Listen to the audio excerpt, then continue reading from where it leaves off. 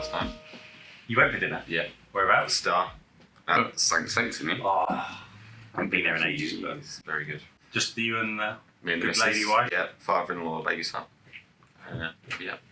Nice. Just be careful what I say on camera. But I'm out tonight. I've got in-laws coming round, and yeah, they're gonna look after the kids. It's one of those, like you say, you have to schedule that when you have young children. Yeah. You don't get out. It's just like end up tearing my hair out. I need a bit of adult Don't time. want that either. Yeah, You don't want that. I'll be, that's what you need. yeah. Where you going tonight? To be fair, I think we're going to go see the Bond Bond Yeah. film, so we'll probably go to the Odeon Lux, which I only experienced that for the first time the other week. Yeah, And that's recliners. mega. I was like Yeah. all into my big 4K tellies and surround sound, Yeah. Dolby Atmos. You love your tech. Love my tech. Love it. Proper tech. Well, you've got more headphones than I've got shoes, I think. That is true. Cool. Right, let's kick off. So, welcome to episode 2 of Tomorrow's Workplace Today, which is the podcast from IT at Spectrum. We're going to be sharing some of our experience of working with clients up and down the UK. And today we're going to talk about automation and really kind of what the key questions that clients need to think about when they consider automation. Okay. So let's start at the start. So if you're a finance director or an IT director and you're planning the next 12 months and you think that automation's got a role in that kind of roadmap, what should the first thing that they do? Where do they start on that kind of process? And I'll start with Neil.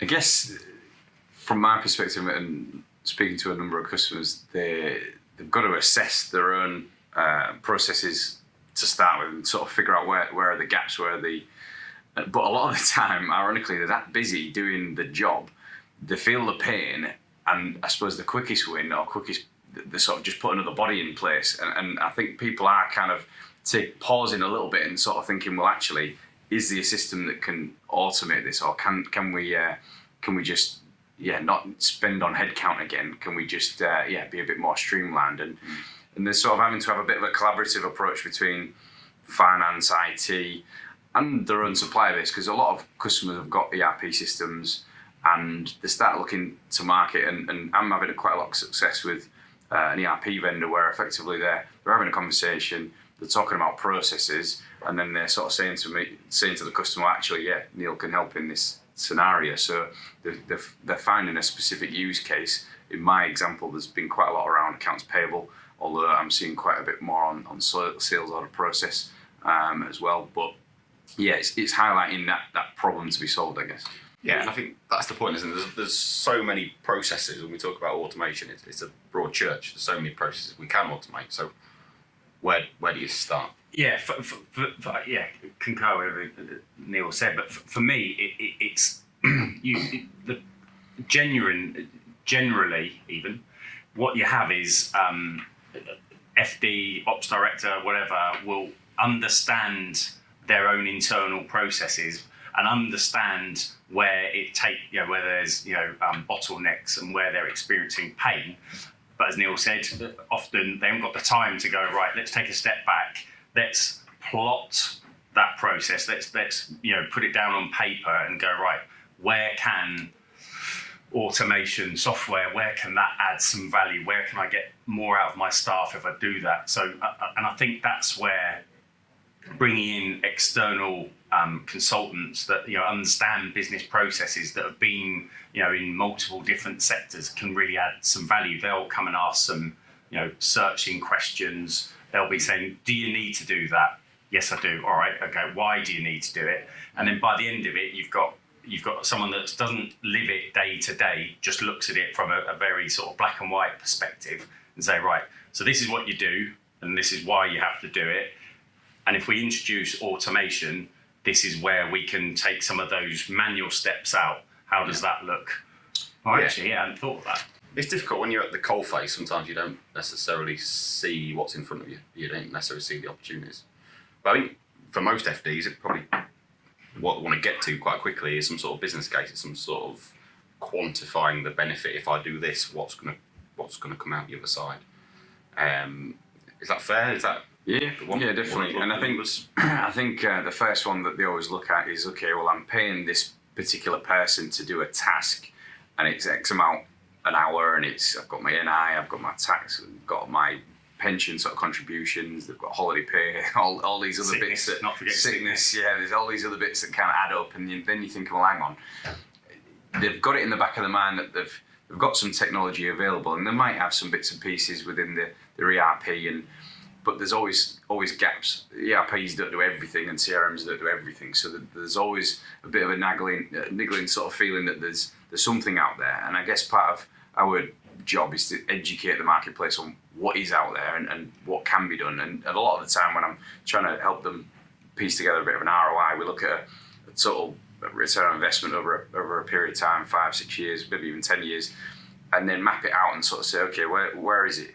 Most of them are coming in around 24-month to 36-month ROI, which, to be fair, with technology is decent. Very good.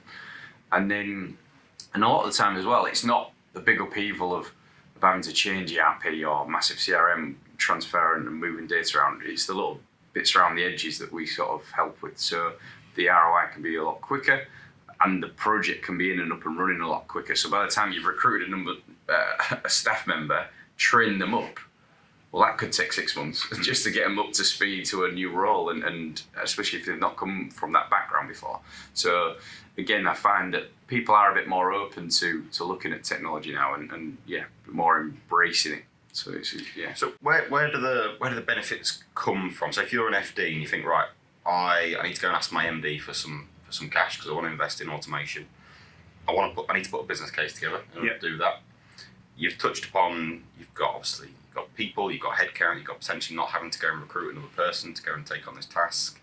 Is that kind of where the business case should focus, or are there other areas of benefit that they need to take into consideration? There's lots of other areas, aren't there? In some cases, sort of, manufacturing, wholesale, and distribution as a couple. You're looking at supplier discounts. You're looking at being able to maybe get improved credit terms because you're being more efficient in how you're processing the documents. And I think the other thing we've got to remember is we're paying, or the Royal We, customers are paying people to pay their suppliers. So if you can do it more efficiently and then thereby more cost effectively, you're actually making quite a saving, because the process is not adding any value to the business. Sales or processing different, but I think for me it's around discounts, it's around improved credit terms, it's around rebates. It's around, actually, do you know what? Often I find, certainly in finance departments, they're always under the gun. Every week you talk to someone, it's like, I haven't really got much time to talk to you, and it's like, because we've got month end, we've got audits, we've got this, and it's very much around the fact that often everyone's doing 2 or 3 things. They're doing AP, they're doing a bit of sales order processing, they're doing a bit of credit control. If we can release some time by being efficient in how we pay our suppliers, let's get the money in our business. And I think often I find that a lot of there's a lot of stealth cost that businesses and FDs and whatever don't necessarily, they probably recognise, but they don't necessarily take into consideration when they're thinking about how they can improve things. And I think that's where those consultants coming in, and when you're looking at these things, can sort of add that value and say, all right, so you're doing that as well as that, right? Actually, how about if we could free up 25% of that week's time for that particular employee? What would that be able to? And often the answer I get is, well, it can help me with the month-end accounts or management accounts, whatever. More value-added stuff. Absolutely, yeah.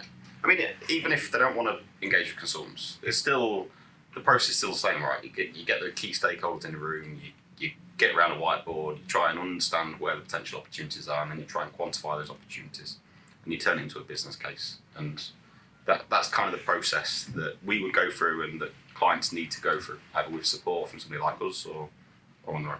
Yeah, I guess the key word there is sort of stakeholders, making sure you've got a strong stakeholder team that actually is going to maybe take a step back from the day-to-day and actually look at sort of working on the business instead of in the business, and actually sort of say, okay, so how are we going to make ourselves more efficient? How do we, because every business wants to grow. Nobody wants to stand still, or otherwise you're going behind. And again, there's always competition around us that's going to take our customers off us. So it's like, how do we get better? And I like the manufacturing sort of process or the mindset of continuous improvement. And in terms of looking at a process, it can be tweaked at 1%, those incremental sort of gains. And if you get a strong stakeholder team, whether it be an IT project lead or a finance project lead, just looking at it and asking the questions like, can we make this more efficient? And then just mapping out the processes. And it doesn't have to be anything, like you said, major. It could be on a whiteboard, it could be on a piece of paper, just doing a bit of a process map to try and then there's actually technology now that can do it electronically. So you can do a process mining exercise and actually plug it into your server and look at all of the systems that a business is used, and actually it will quantify the bottlenecks for you. Now, again, we could probably help both sides because we can look at the paper, physical sort of bottlenecks as well as the sort of digital bottlenecks, and then again, there's the solutions around that depending on how big that bottleneck is and what the impact and what the effect of the business is, I guess, is the key. But the stakeholder team, again, we find with projects, again, we can put the best consultants in the world in there and we can give you the best solution, but if you're not going to mirror it the other side, it can very quickly fall flat. And I think that we look at all of our projects. The best projects are the ones where you've got a stakeholder in that business which has got a clear vision, invested in it, takes ownership, and works with us as a partnership to make it happen. There's a clear timeline on when they want the process to go live, and everybody's working back, and it doesn't sort of get shelved as such or get kind of railroaded with other things. And again, everybody's busy, everybody's got the day job to do, everybody's got customers to serve, and it's a case of if you've got a project to deliver, let's try and get it done. But isn't that the irony? You were saying that everyone's busy. I think you were saying there, Neil, about taking that senior leadership team members taking that step back.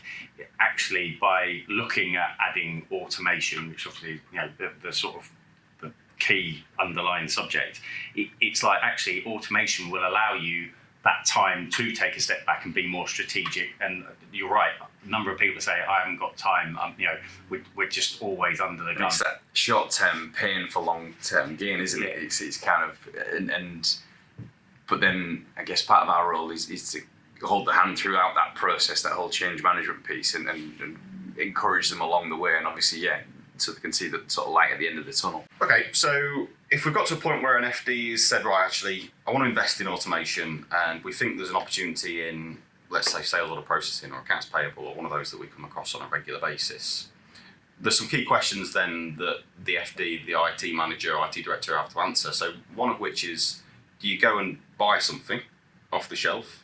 Or we work with a lot of clients that have their own internal IT teams, their own internal development capability.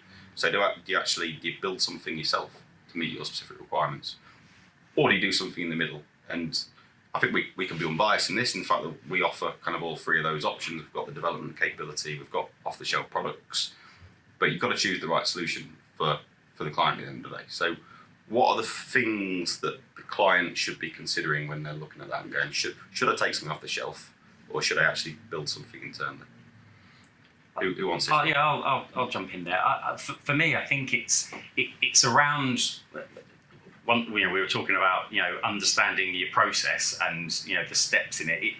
It's understanding how complex or simplistic your process is, and then saying, all right, so if I introduce something that's off the shelf, which can be cheaper and can be just a couple of sort of days consultancy to implement, that's great. And I normally find when I'm talking to people about the off-the-shelf side of things, it's normally your small SMEs that aren't doing huge volumes of documentation, but actually it's probably better description, but a nice to have. It helps. It just means I don't have to do things when I get home of an evening or a weekend. But then the more complex of type of process is where potentially engaging with a third party that can build something that is actually completely bespoke to your processes. I think it's and I'd be interested to hear what Neil's take on it is, or it's around the process. It really probably for me dictates 100%. what you do. Yeah. If you've got lots of sign-offs, if you've got lots of approval levels, lots of people that raise purchase orders using the accounts payable side of things, then something that you can just take out the box, plug it in, and bingo isn't going to be right for you. Yeah. But if it's something in those situations, building something that can actually add intelligence and automation and stop people wandering around sites, etc. I think for me is where you understand your process and you go, actually, you know what, really simple. I've got some time that we can add some value ourselves at whenever we want to do it, or it's really complex. We've got lots of stakeholders on a day-to-day basis. We probably should be building something that's going to add a lot of value. Yeah, that's fair. Definitely, no, I 100% agree, and I think to sort of reinforce that, it comes back down to sort of requirements as well, understanding what are my must-haves, what do I actually must have for this project to actually work. And I've seen it a couple of times where I've been, again, off-the-shelf systems work brilliantly if you're going to fit your process to what's already pre-configured out of the box, and as opposed to you want the system to fit to your process, but you just want it digitizing. So some businesses have real slick processes. It's just certain steps within that process need digitizing. But there's certain must-haves, like if we're taking accounts payable, can it deal with consolidated invoices? And it's a bit like, well, actually, a lot of the off-the-shelves can. And then again, how do you deal with that? How does it integrate with the ERP?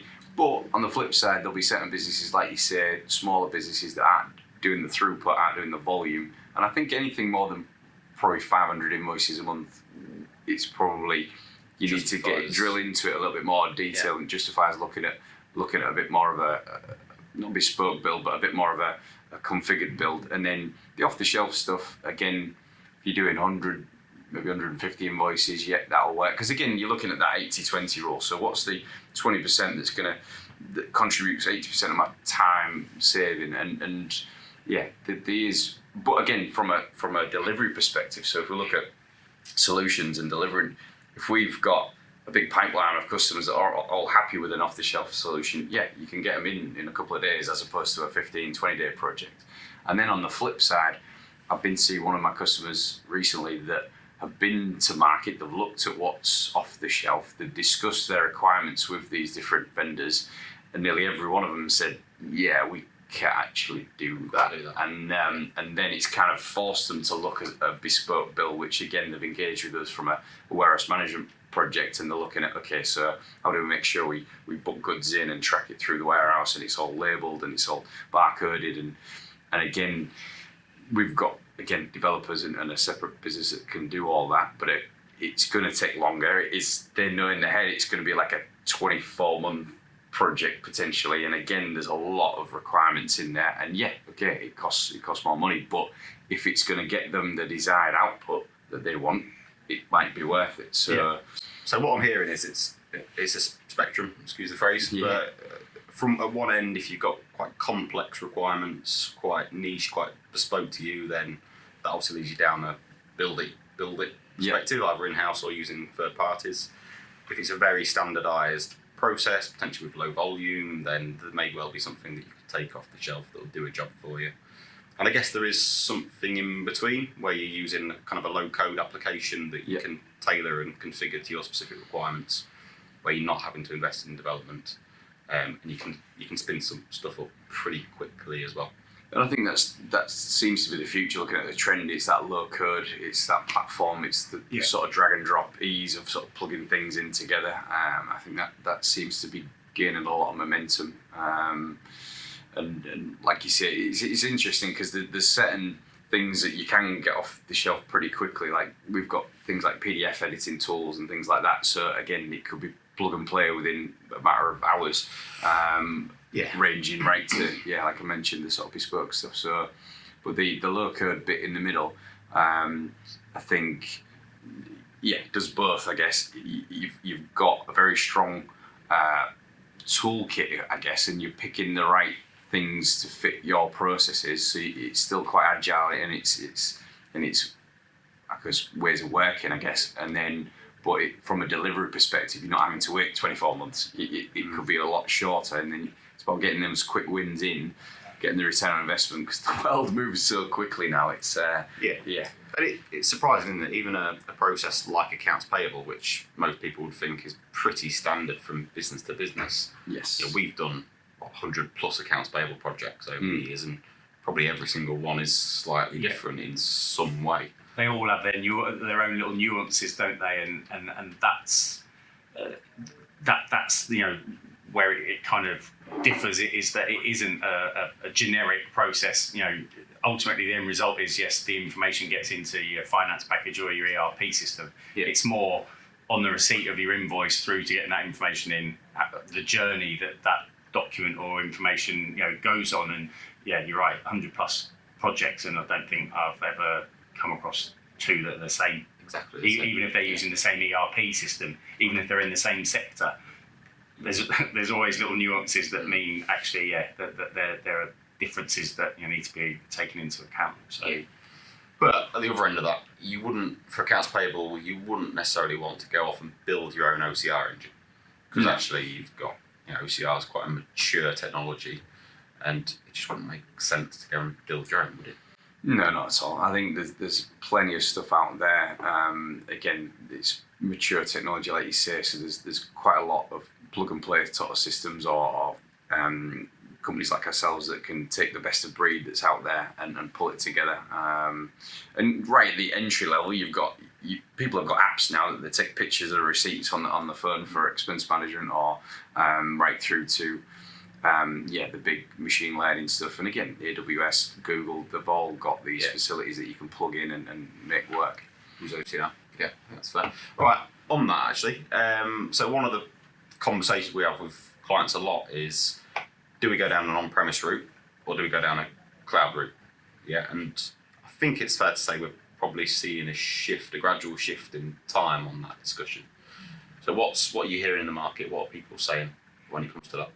Yeah, it varies, but I agree. I think the shift is moving more to in the cloud scenario. I think with the introduction of Azure, AWS, and many others, people are starting to put their whole infrastructures up there, and then they don't even have server rooms now. Number of people I'm talking to, it's like, can this live in the cloud? Yes, it can. You can either have it in your AWS, Azure, whatever infrastructure, or you can host it. It can be a cloud product. So I think when you talk to the technical side of things, they'll have many different views as to what's advantageous, what's disadvantageous. But ultimately, I'm seeing more people are wanting things in the cloud. I think they just feel it from a sort of management of their infrastructure. It's much cleaner, and potentially it becomes bite-sized chunks, doesn't it? It's a monthly sort of fee rather than a big ticket fee or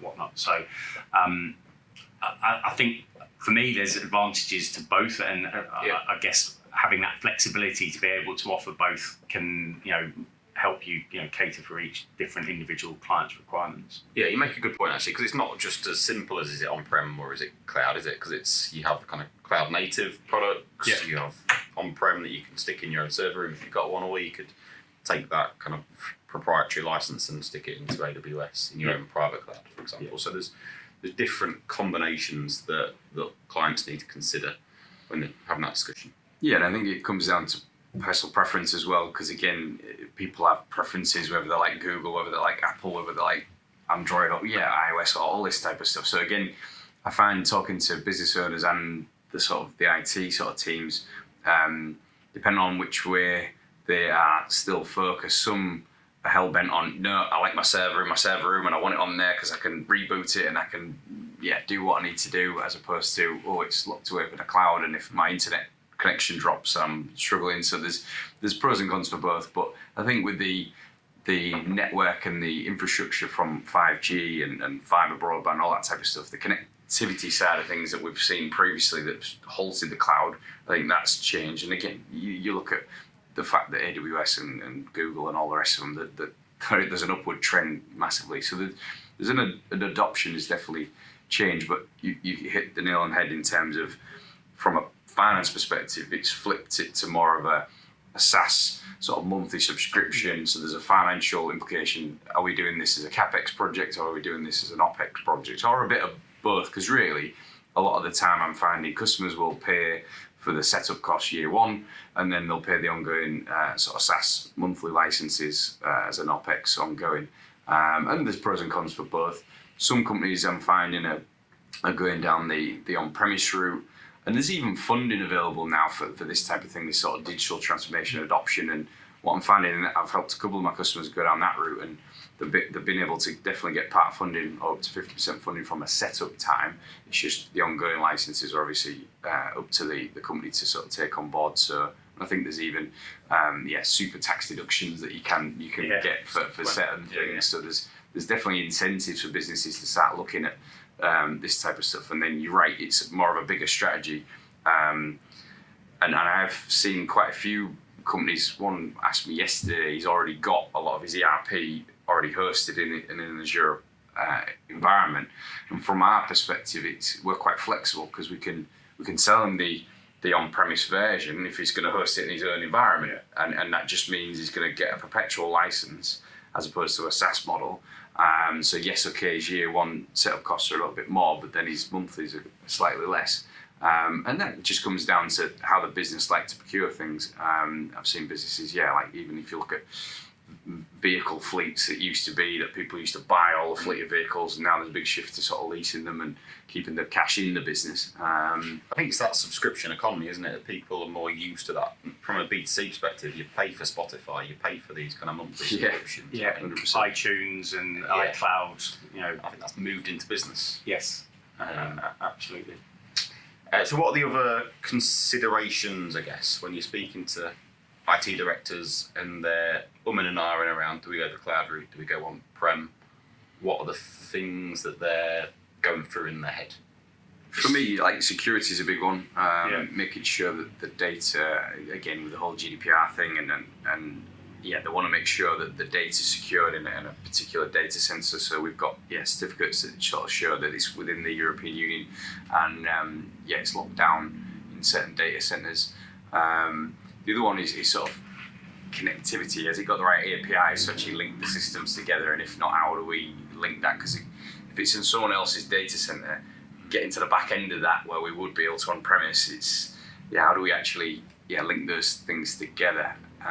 They're the sort of things that people have asked me about. So and the other thing, one of my clients, touching on what you said there, Neil, is around disaster recovery. Is if you're a sizable organisation and you've got everything in the cloud and it goes down, how can we we need to still keep functioning, and paying bills from suppliers is still sadly an inevitability, and actually you don't want that to stop, because if it affects how your credit terms, if it affects the fact that you can't get goods in to either sell or to manufacture, having that robust disaster recovery sort of policy. And I'm being not challenged, but I'm being asked what's the best way that we can with our solutions that we can ensure that in a DR situation, business BAU. Good point. So for me, and you said it about being able to connect to APIs and things like that, which was what I was touching on a bit earlier around the technical team that we have would have some interesting views around if it's on-prem, if you've got an on-prem server, then you need an on-prem solution, because actually they're talking so much quicker rather than, as you said, bouncing around different things. But horses for courses. Yeah, and I think the other thing is, speaking to businesses, most of our businesses are not in the game of IT. That's not what their core competency is. So actually, it's true. Do they want servers? Do they want people who can manage infrastructure in their business, or do they just want to stick it up into the cloud and actually focus on what they're good at? As a service, software as a service, technology as a service has become massive, hasn't it? Obviously, the behemoths of like IBM and all the rest of them have been pushing that for a long time. So it's I think again it starts with the big enterprise, and it seems to sort of move down the chain, doesn't it, to sort of SMEs. But you're right, nowadays I think if you were starting up a business, you can be super agile. You can literally have everything on your iPhone, on your smartphone. You can have your accounting package on there, any reporting. You've got your CRM. It's all mobile. You can do everything as a service really now. So the startup cost for a lot of businesses is quite low from a technology point of view, but they can still get some very, very powerful technologies and off the go really. Okay, so we've established that if you're an FD, where do you start? We'll get stakeholders together, potentially engage with a third party, understand where the opportunity is, potentially do a business case to kind of justify that return on investment. You've then got some kind of key decisions to make around cloud or not, buy it or build it or not. You touched on a really good point that around funding as well.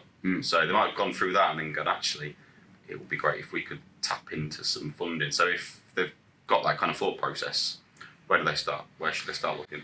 Yeah, good question. So what I've seen recently, I've helped a couple of my customers. They've been able to contact the local LEP, the local council. Again, is probably a go-to. Sometimes if you're part of like a manufacturing group, there's sort of certain groups that have access to funding, especially around R&D and innovation and things like that. But then because of what happened with COVID, it's just that business continuity, making sure that if something else happens again, they can streamline it and jump from the office to home working with very little downtime and keep the business going, I guess. But I found that they can generally get up to 50% funding. Some of the pots, again, they come and go very quickly, but you've got to be sort of in there with your applications. But again, the turnarounds are quite quick. It used to be quite a lengthy process. So sometimes I've seen one of my customers get a yes, I guess, within 3 weeks, and then they had a particular time frame. Again, with any funding, there's stipulations around it. They've got to get the project up and running within sort of 3 months, I think it was, which we did. And then they got about, I think, what was it? We got about £9,000. So it was like 18 grand became 9. So they had, it was a grant as well. So it wasn't a loan. Obviously, there's loans available as well, but there's actually grant funding, which is but again, if you think about it, the governments of every country just want business. They need business to keep going, so that they're trying to fund it best we can. And they've obviously highlighted that the technology is there to support business. And you may as well apply for it if it's going to. There's often R&D tax credits as well. Yes, that's a good point. Tap into. If you can prove that you're going to make your business more efficient and future-proof it, and again, there's certain bits that, you can provide jobs, but you're going to be freeing up staff to do more innovative things if you're going to bring a new product to market or that type of thing. There's generally sort of pots of money available. Okay. Certainly worth investigating, isn't it? Yeah. I'll be surprised how many of my clients, before I mentioned it, had thought about it. Yeah. And they're now, like you say, certainly since the pandemic hit, that there's a lot more around to help that. So certainly worth people looking. It's quite ranging as well. I mean, I looked at some of the terms within it, and it was like, if your business is under 300 million and got under 500 headcount, I'm thinking, well, that opens up to quite a lot of businesses. Doesn't it? So it's you may as well, if you're an SME doing 10 to 20 to 30 million turnover, and you've got a couple of hundred staff, then even less than that. I mean, the companies that I've helped to probably 2, 3, 4 million turnover, and I get it. The investment is a reasonable size, but if you can get 50% of the setup cost funded, why wouldn't you do it? It's you can keep that money in the business as cash flow, and obviously keep trading and be more efficient. So it's a win-win. Okay, so if an FD is established, yes, I've answered a lot of those questions or some of those questions, and I want to do it. How much work do they need to do before they engage with a partner? Do they need to capture requirements, kind of write documents, or do they engage with a partner right at the beginning and kind of go through that process? What should be? Good question. I think we've helped right from the beginning. So I've helped customers that didn't even know they had a problem. I didn't even know that the solution existed until we sort of started having the conversation, and we held them hand all the way through the process. But some are a little bit further down the line, especially if they've got internal skill sets. There's guys out there that obviously consultants or business analysts that have come into a business and mapped, especially if BS, like the ISO accreditations, or if the businesses have gone down that type of route, or they've got certain processes in there. So if they've already gone and they've captured their requirements, they know what they want, they've gone to market. Again, on the internet nowadays, a bit like today, there's content. People are a lot more educated. They're probably, I think the stats are 50 to 60% down the line. They know the type of products, they know what technologies they want. Now it's a case of, okay, so which is the best fit for me? Yeah. And this is where we've got to come in and understand that, and then again present the right thing for them. But you're right, it's we can come in at different levels, because I have come in at the 11th hour. Not the greatest if someone needs a system like tomorrow, because it's like it is a bit of a process. And unless you, like you say, unless you're going to buy something off the shelf, like a very entry level product, then yeah, it's I'd probably say a 3 to 6 month project really to understanding from the beginning right to making a final decision. It's a time thing, isn't it?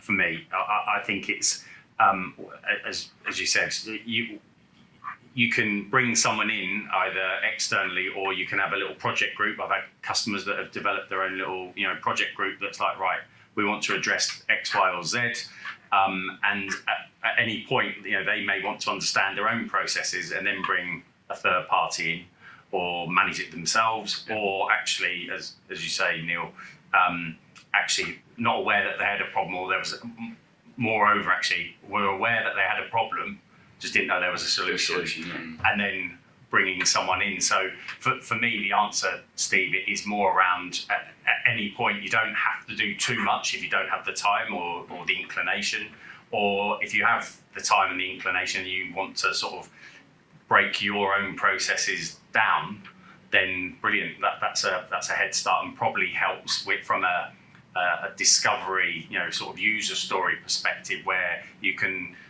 taking a step out, because the consultant can say, right, so this is your process, let's just walk me through it, and you're halfway there. Yeah, and let's get that process right to start with. I think a lot of businesses, it's easy to just jump into technology and say, well, this is our process, let's find some technology and let's automate that process. But actually, if the process is wrong in the first place, you're just going to automate what is essentially a bad process. Very good point. So I think it's important that we have the time, or the client has the time to actually look at their core processes and make them more efficient and as slick as they possibly can be before jumping into technology. Yeah, couldn't agree more. I think that's sage advice. Good stuff. All right, well, on that note, I think we'll leave it there. So I've been Steve Motley, I'm the Head of Digital IT at Spectrum. Hello. I'm John Benoom, one of the digital automation consultants. I'm Neil Wells, again, a digital automation consultant. So, hopefully you found today interesting. If you'd like to get in touch, you can connect with any of us guys on LinkedIn, or you can visit our website at www.itspectrum.co.uk. We'll see you next time.